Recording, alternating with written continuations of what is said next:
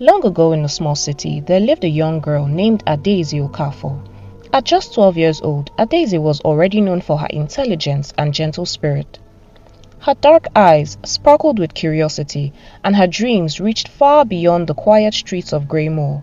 She wanted to be a doctor, not just any doctor, but one who would save lives and make her family proud. Her parents, Mr. and Mrs. Okafor, were the kind of parents every child hoped for. They were strict, but their strictness came from a place of love. They didn't have riches, but they worked tirelessly to give Adaeze the best life possible. Mr. Okafor worked as an administrator at the local council office, while his wife, Mrs. Okafor, sold fabrics at the central market square.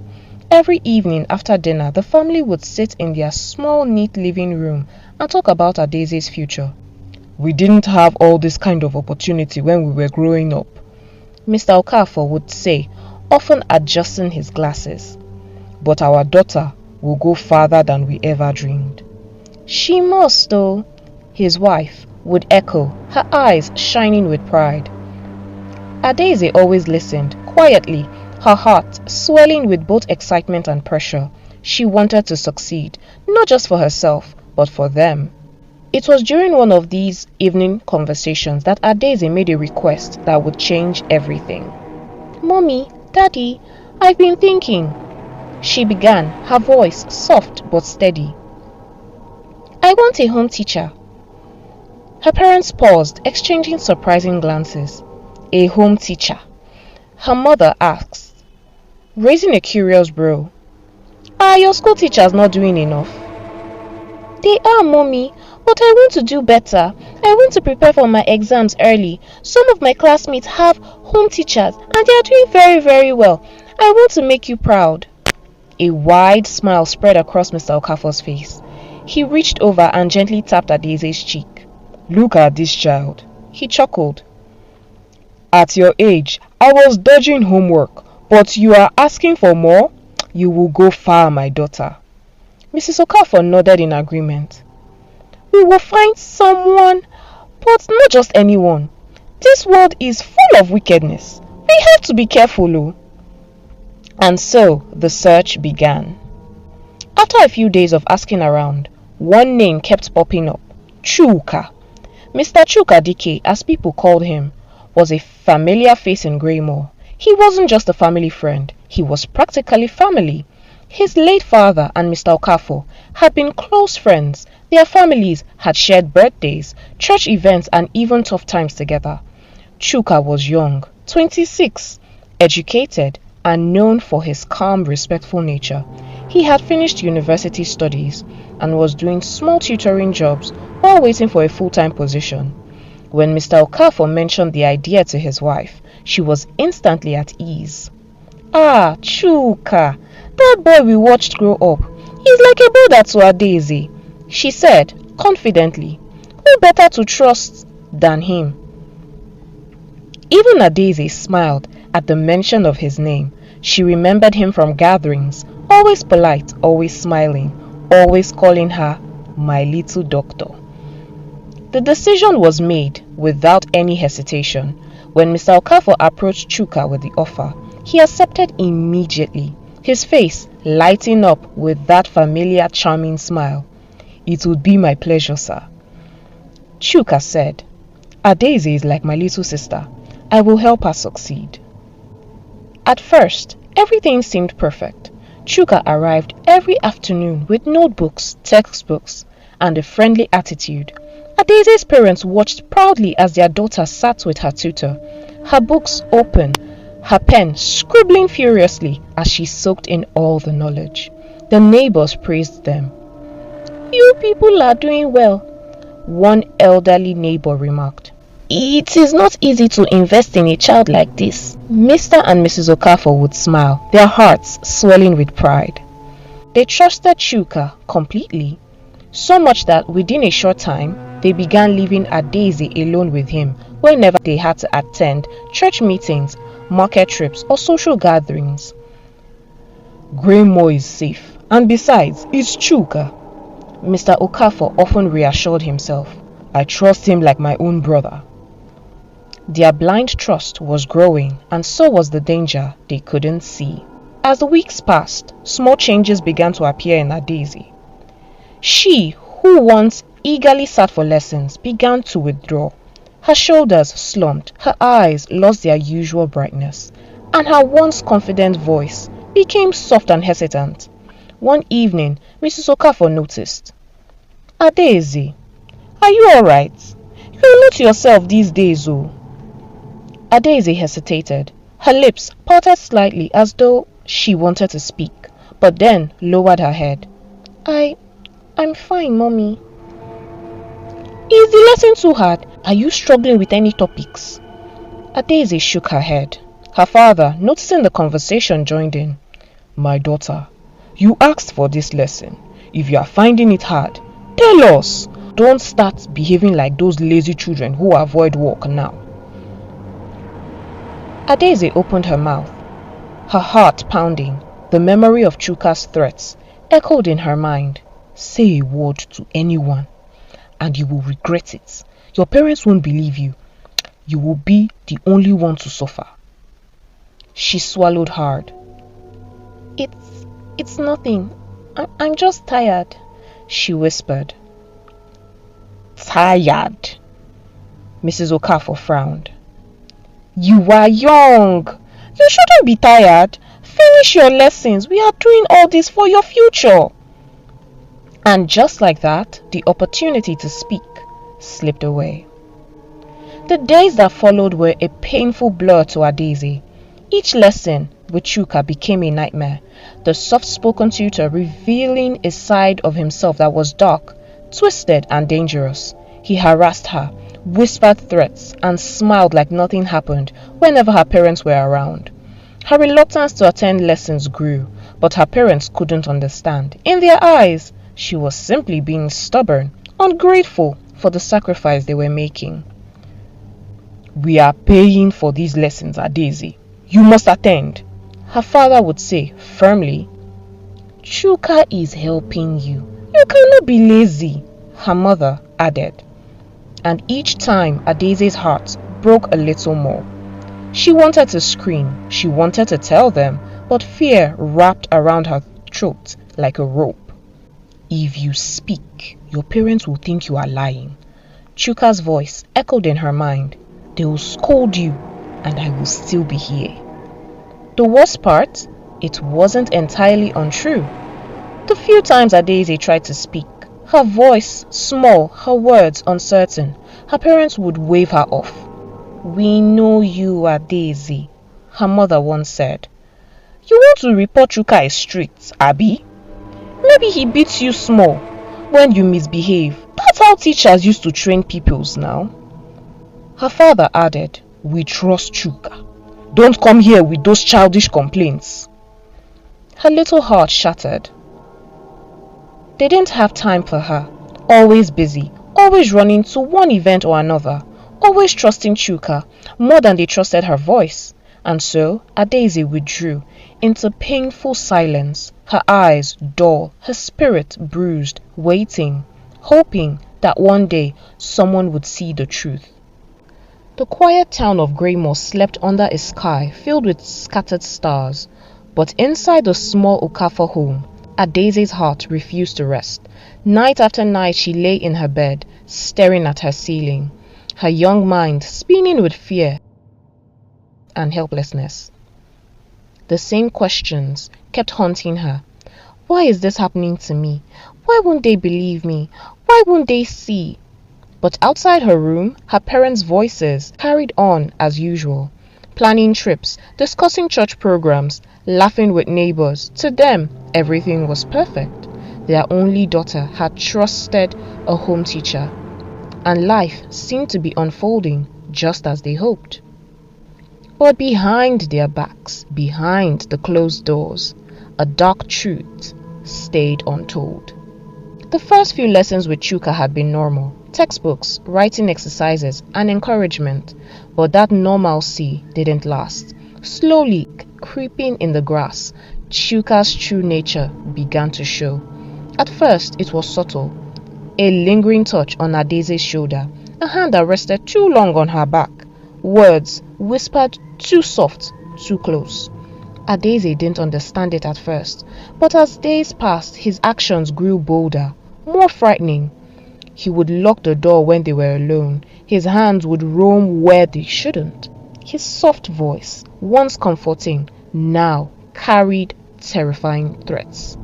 You say a word to anyone and you will regret it, Chuka hissed after one lesson, his eyes no longer friendly. Your parents won't believe you. They trust me more than you.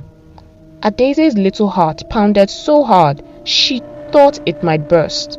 The lessons became unbearable, but each time her parents returned home, they were full of smile and pride. How was the lesson today? Her mother would often ask, unknowing. Adaeze would force a weak smile. It was okay.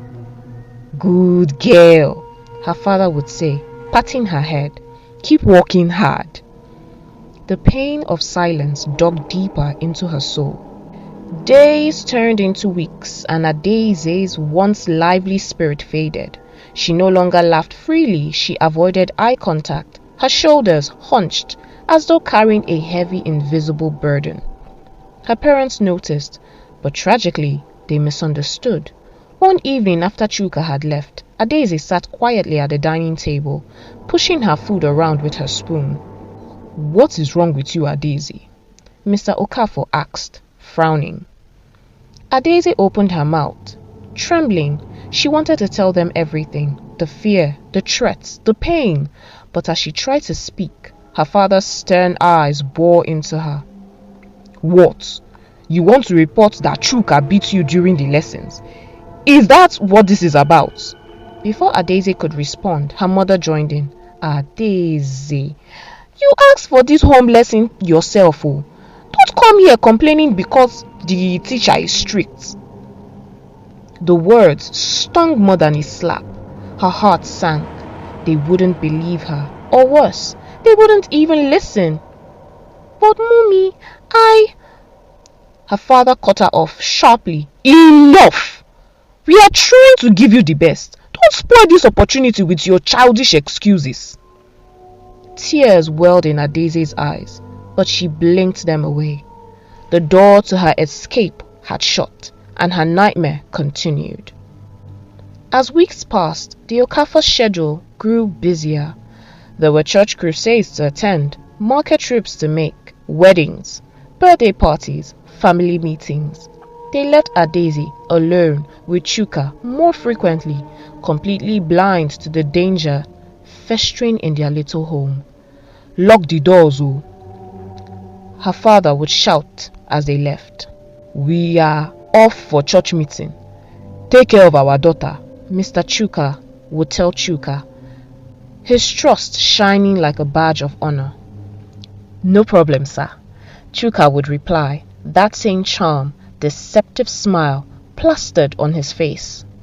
Adaeze stood silently at the doorway, her eyes pleading, begging them to see beyond their false sense of security, but they never did. They were blinded by trust, too distracted by their busy lives, too convinced that the world, especially their little world in Greymoor, was safe. One rainy afternoon, when the grey clouds covered the sky and the soft patter of rain tapped against the windows, Chuka's cruelty reached its peak. That day, Adaeze's fears gave way to desperation. As the lesson ended, she ran to her room, locked the door and sobbed silently into her pillow. Her small hands trembling, her whole body ached. Not just physically, but emotionally, mentally. She couldn't carry the secret any longer. When her parents returned that evening, she made another attempt. At dinner, her mother noticed she wasn't eating.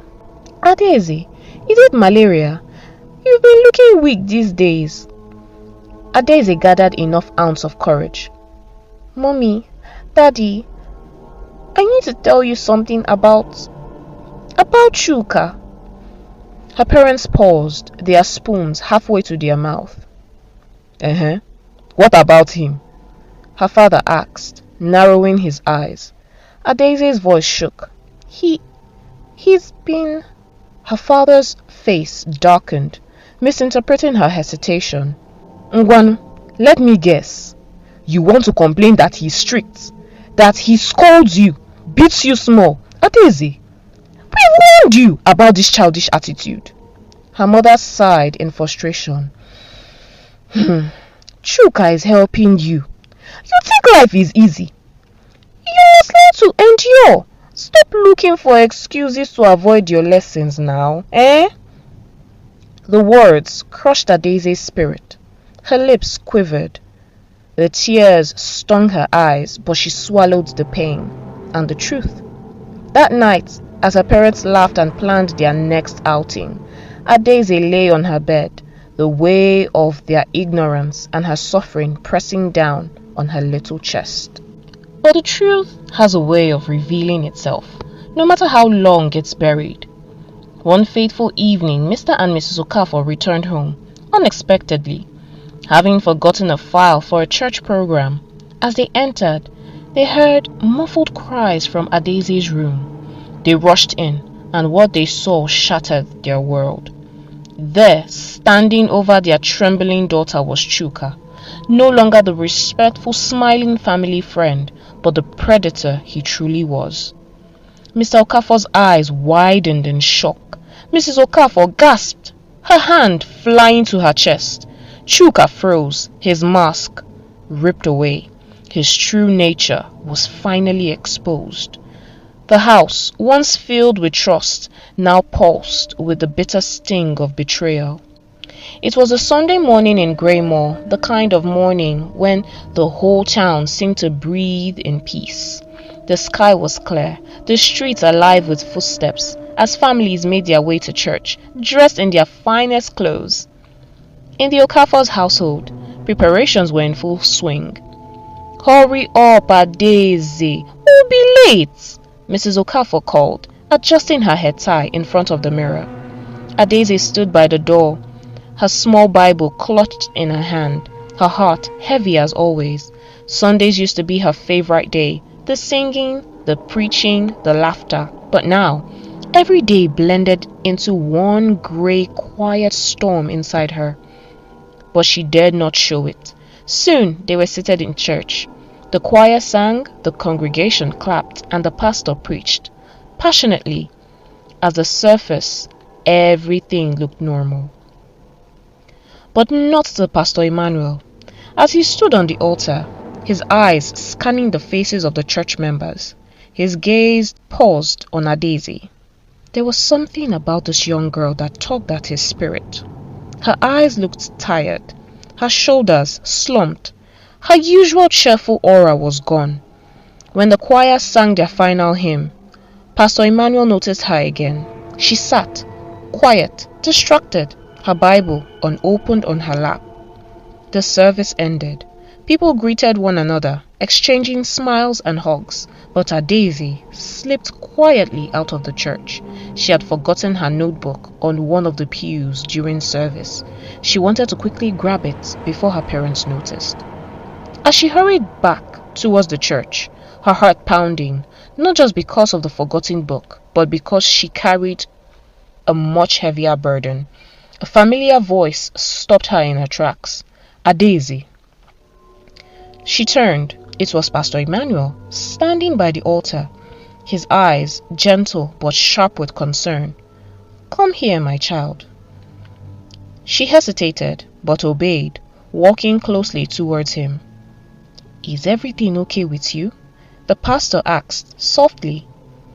For a moment she opened her mouth to lie, to say, "I'm fine." The usual mask she wore, but her lips trembled. She shook her head. Pastor Emmanuel noticed the fear in her eyes, the hesitation in her body language. "What's wrong, my dear?" He pressed gently. "You can tell me. You are safe here." Adaeze looked down, twisting her fingers nervously. Her young heart was torn between fear and desperation. The threats of Chuka echoed in her mind. "Say a word, and your life will be miserable. Your parents will never believe you. Keep quiet, little girl." But then, Pastor Emmanuel's voice broke through her storm of fear. I know when a child is in pain. And you, Adaeze, you are carrying something too heavy for your small shoulders." Her eyes filled with tears. Before she could speak, they heard footsteps approaching. Her father's voice called from outside. "Adaeze, where are you? We'll be late for the family meeting." She panicked. Her heart raced. The chance to speak slipped away like sand through her fingers. She wiped her eyes quickly, grabbed her notebook and whispered to Pastor Emmanuel, "Please, I will tell you. I promise." And with that, she ran off, disappearing through the church door as her parents waited. For days, Adaeze's words haunted Pastor Emmanuel. He knew something was terribly wrong, and as a man of God and a father himself, he could not ignore the signs, so he prayed, and then he acted. One Wednesday evening, he called Mr. and Mrs. Okafor aside from Bible study. "I need to speak with you urgently." The couple exchanged puzzled glances. "Is there a problem, Pastor?" Mr. Okafor asked. "It's about Adaeze," Pastor Emmanuel said firmly. Their hearts skipped. "What about her?" The pastor hesitated for a moment, choosing his words very carefully. "I believe your daughter has been suffering in silence, and she's afraid to tell you." Shock ripped through them. "Suffering? How? She never told us anything," Mrs. Okafor exclaimed. The pastor nodded. "Yes, because each time she tried, you shut her down. You trusted someone too blindly, and your daughter has paid the price." Their faces paled. Who are you talking about?" Mr. Okafor stammered. The pastor's expression darkened with quiet anger. "Your home teacher, Chuka." The room spun. "Chuka?" They echoed together. "Adaeze opened up to me, not completely, but enough to know she's been violated, hurt, betrayed, and silenced." Mr. Okafor collapsed in a chair, holding his head. Mrs. Okafor covered her mouth with both hands, her eyes wide with horror. Suddenly, all the missed signs came flooding back. Adaeze's sadness, her withdrawal, her reluctance to attend lessons, and their constant dismissal of her concerns. We didn't know," Mrs. Okafor wept. "Because you were too busy to listen." The pastor's voice rose, but not in anger, in pain. "Your child tried to speak, but trust blinded you, pride deafened you, and now look at the consequences." Tears streamed down their faces as the wave of their failure crushed over them like a violent storm. Without hesitation, Pastor Emmanuel demanded justice. The next day, Chuka was summoned, confronted, and arrested. Adaeze, though terrified, found a safe space in her pastor's office to finally pour out the truth, every painful hidden detail. Her voice was shaky, her eyes red, but her words were clear. Neighbors watched in disbelief as Chuka was paraded through the streets of Greymoor. His mask ripped off, his true nature was finally exposed. A trusted teacher, a trusted family friend. How could he? People whispered. But the real question, the real pain, lay with the Okafors. At home, Adaeze's parents sat in silence, the weight of regret suffocating them. I failed her," Mr. Okafor whispered, staring blankly at the wall. "We both did," his wife replied, tears dripping onto her lap. In her room, Adaeze lay, curled up under her blanket, the echoes of the past still haunting her, but at least the secret was no longer buried. The town had learned a painful lesson. The Okafors had been warned in the hardest way. And for every parent, a new caution spread. Never trust blindly. Never silence a child. Never be too busy to listen. Life after Chuka's arrest was never the same for the Okafors. The house that once bubbled with joy now echoed with regret and silence. Adaeze withdrew into herself.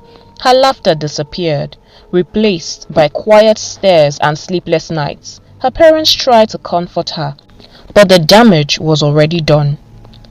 "We are sorry," they told her countless times.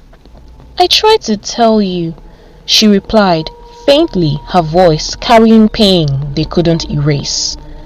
They got her help, counselors, church programs, but healing was slow.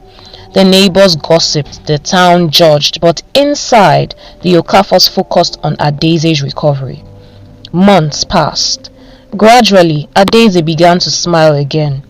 Not as brightly as before, but enough to give her parents hope. They stayed by her side this time, listening, watching, protecting. "We will never leave you alone again. Never ignore your words," her father promised. Greymoor as a whole changed. Parents became cautious, teachers were properly vetted, the town learned. But it came at a price. For Adaeze, the scars remained, but so did her strength, and for the Okafors, the greatest lesson was clear. Love your children, listen to them, trust, but never blindly. Thank you for listening to this touching story. Let this be a lesson to all parents and guardians out there. Protect your children, listen to them, and never trust blindly. If you enjoyed this story and want more educative, inspiring, and eye-opening stories like this, don't forget to hit the subscribe button, like, and share with your friends. Turn on your notification bell so you never miss any of my stories again. See you in the next one.